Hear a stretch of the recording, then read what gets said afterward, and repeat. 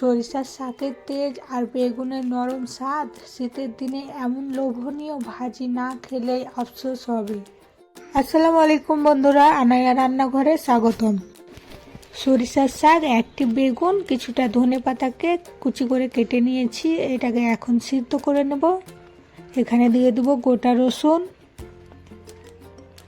আর স্বাদ মতন লবণ। এটাকে ভালোভাবে সিদ্ধ করে নেবেন। যতক্ষণ সিদ্ধ হচ্ছে এখানে আমরা দাগিটা রেডি করে নেব। এখানে পেঁয়াজ, রসুন আর লঙ্কা ভেজে নেব ভালো করে। এটাকে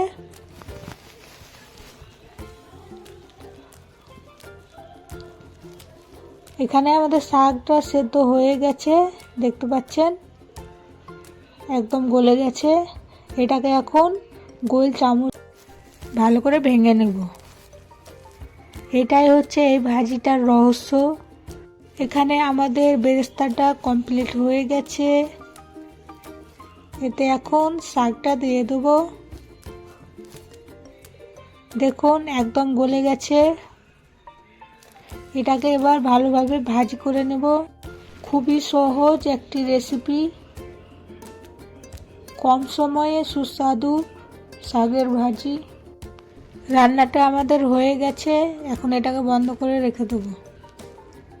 বন্ধুরা দেখুন, এটা খেতে অনেক স্বাদ, কম সময়ে সুস্বাদু রেসিপি। ভিডিওটি ভালো লাগলে একটি লাইক আর চ্যানেলটিকে সাবস্ক্রাইব করবেন।